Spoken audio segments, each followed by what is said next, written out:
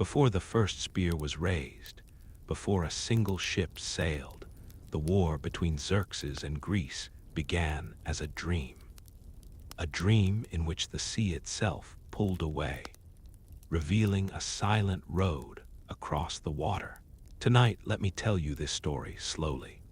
The dream was always the same, not of victory, not of towering walls reduced to dust, but of the water. King Xerxes, the Achaemenid King of Kings, would stand on a shore that was both familiar and strange, watching the sea recede. It pulled back farther and farther, exposing a vast, glistening plain of seabed, ridged and alien, scattered with the skeletal remains of long-lost ships.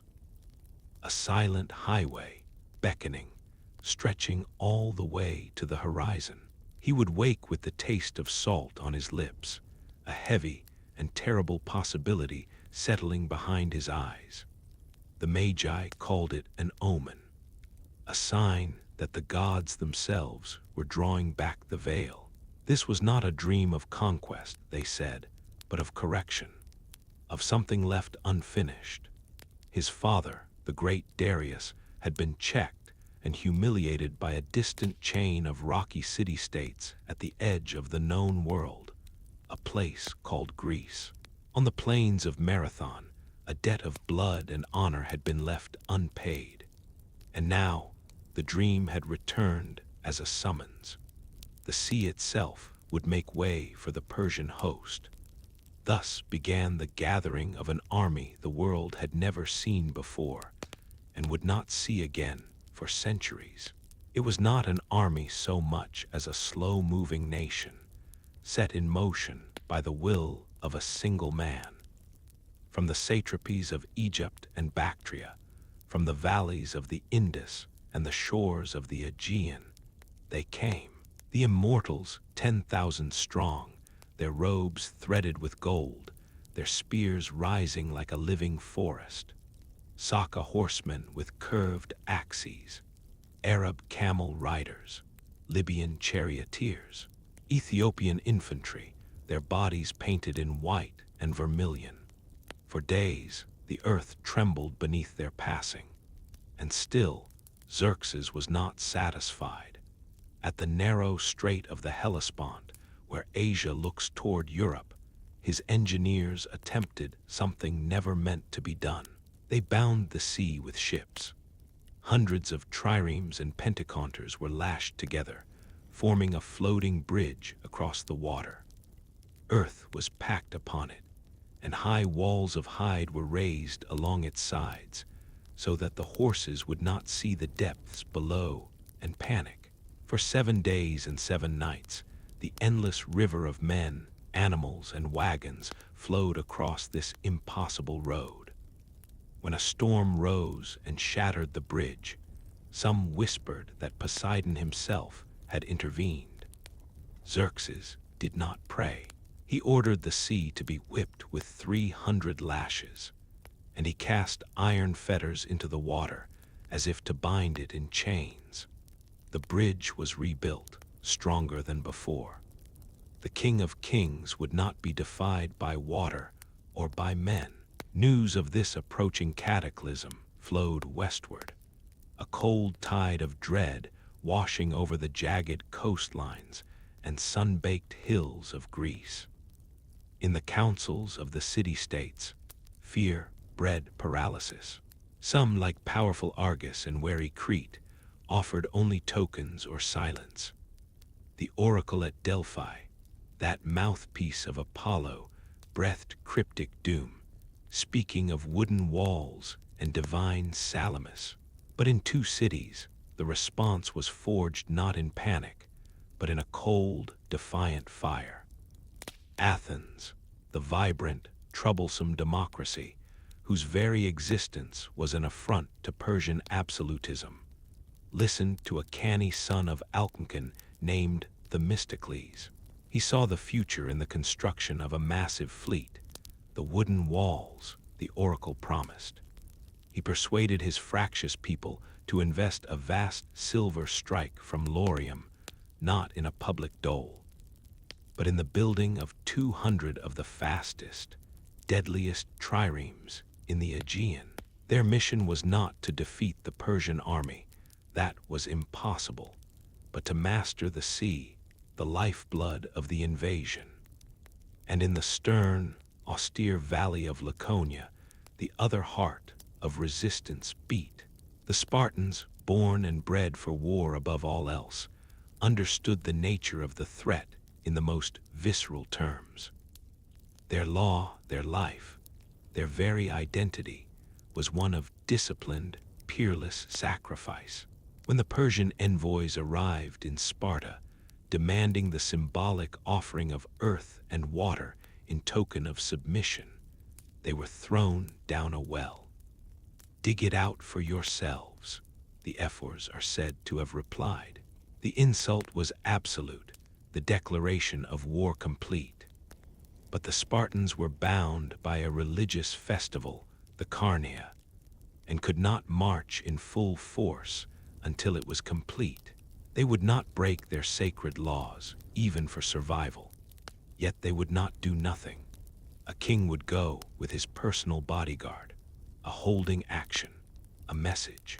So it was that King Leonidas of Sparta took his 300 royal guards and a force of allies from Tegea, Mantinea, and other Peloponnesian cities, along with a crucial contingent of Thespians and Thebans, north to the place called Thermopylae, the Hot Gates, a place where the mountains tumbled down to the sea, leaving only a narrow cart track between the steep slopes and the Malian Gulf. Here, a few could hold back many. As they fortified the old Phocian wall, scouts brought word of the Persian approach. The sheer scale was incomprehensible. One of the local Trachinian allies, stunned, reported that when the Persians fired their arrows, they blotted out the sun. A Spartan soldier, Dinex, merely shrugged. "Good, then we shall fight in the shade." Xerxes, enthroned on a hillside overlooking the pass, waited 4 days for this rabble to flee in terror at the sight of his host. They did not. On the 5th day, he sent in the Medes and the Scythians, ordering them to take these impudent men alive. The Greeks, with their longer spears, heavier armor, and interlocking shields, fought in a rotating phalanx that turned the narrow pass into a butcher's yard. The Spartans, masters of the feigned retreat, would turn and run in seeming panic, only to wheel about in perfect order and cut down their disarrayed pursuers. For 2 days, wave after wave of Persia's finest infantry, the Medes, the Elamites, the immortals themselves, under their commander Hydarnes, broke against that bronze and iron rock. Xerxes, it is said, leaped from his throne 3 times in agony and rage as he watched his forces shredded. Then came Ephialtes, a Malian traitor, lured by the promise of rich reward, revealed to the King of Kings a secret, the Anapaea path, a goat track over the mountains that would allow the Persians to outflank the Greek position. As the immortals moved silently under cover of night, Leonidas, who had learned of the betrayal from his seers and scouts, called a final council at dawn. He dismissed the bulk of the allied force. The Spartans, Thespians, and Thebans would stay. It was no longer a tactical hold. It was a ritual, a sacrifice to buy time, to show all of Greece the price of freedom. On the 3rd day, surrounded, they marched out into the wider part of the pass. They fought with desperate, terrible fury. Leonidas fell. The Spartans fought over his body, driving the Persians back 4 times. When their spears shattered, they used their swords. When their swords broke, they used their hands and teeth. They were finally overcome by the storm of arrows, dying to the last man on that bloody, rocky ground. The pass was open. Xerxes had won, but it was a bitter, costly victory.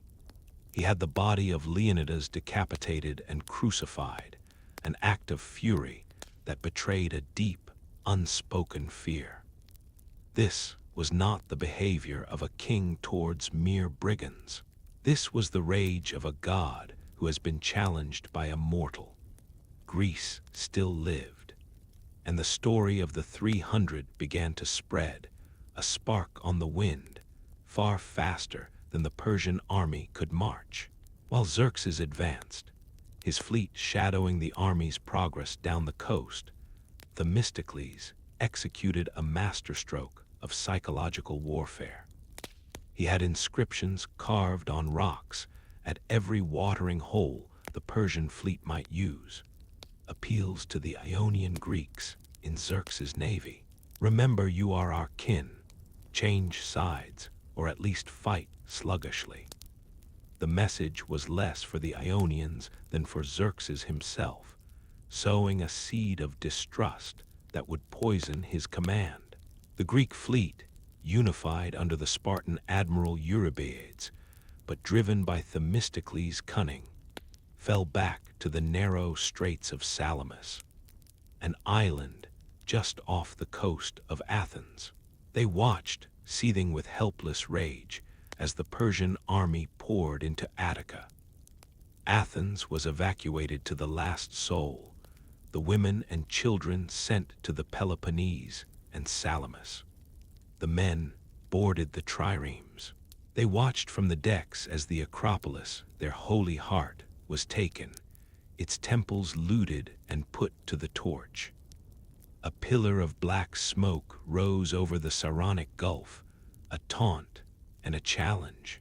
Within the Greek fleet, panic and dissension erupted.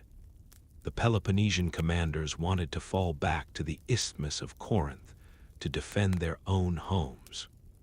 Themistocles, in a final, desperate gamble, played his last card. He sent his most trusted slave, Sisinus, by boat to Xerxes with a false message. The Greeks were in disarray, quarreling, planning to slip away under cover of night.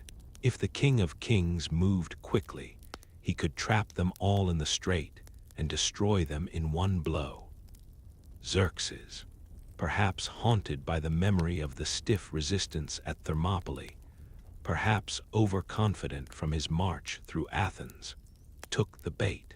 He ordered his vast fleet, drawn from every corner of his empire, Egyptians, Phoenicians, Cilicians, Ionians, to block every exit from the Salamis Straits that night. His own throne was set upon the slopes of Mount Aegaleus to witness his triumph. At dawn, the Greeks, who had spent the night in prayer and preparation, not flight, rode out to meet them. The strait was too narrow for the Persians to use their numbers. Their disparate crews, speaking a babel of languages, could not coordinate. The heavier Greek triremes, built for ramming, drove into the chaotic mass. Ships were jammed together, unable to maneuver. The Athenian marines, armored hoplites, leaped onto enemy decks, turning a naval battle into a series of infantry engagements. The sea grew thick with splintered wood, shattered oars, and men. Through the dust and smoke, Xerxes watched from his hillside throne as his grand design disintegrated in the water below. He saw the queen of his fleet, the flagship of his Phoenician allies, rammed and sunk by an Athenian trireme. He saw his brother, Ariobanes, cut down fighting on a deck. He saw his navy broken. The victory was total for the Greeks. The surviving Persian ships fled back towards Phalerum, and the heart went out of the invasion. Xerxes, fearing that the Greeks would now sail to the Hellespont and destroy his bridges, trapping him in Europe, departed with the bulk of his army, leaving his trusted general Mardonius with a picked force to finish the subjugation of Greece. The dream of the receding sea had become a nightmare of drowning men and burning ships. The King of Kings, retreated across his bridges, a hollow shell of the god king who had whipped the sea. The following summer, at the Battle of Plataea, Mardonius and his army were annihilated by a united Greek force led by the Spartan regent Pausanias. On the same day, according to legend, the remaining Persian fleet was destroyed at Mycale in Ionia, sparking a rebellion of the Greek cities in Asia Minor. Xerxes returned to Susa, to his palaces and his endless administrative tablets. He built grander monuments, but his later years were marked by intrigue and assassination. The colossal enterprise that had crossed the Hellespont on bridges of boats had ended in ruin. The debt to his father remained unpaid. Greece, that stubborn, rocky land of argumentative men, had withstood the tidal wave of empire. It had not done so through sheer force, but through a combination of naval vision, unyielding sacrifice, and a fierce, fractious love of a concept as fragile as it was powerful. The idea of not being told what to do. The dream of the receding sea had been real, but Xerxes had misunderstood it. It was not a path laid for him, but a warning of what happens when the immense, the absolute, meets something that will not give way. The sea always returns, and in its returning, it washes everything away.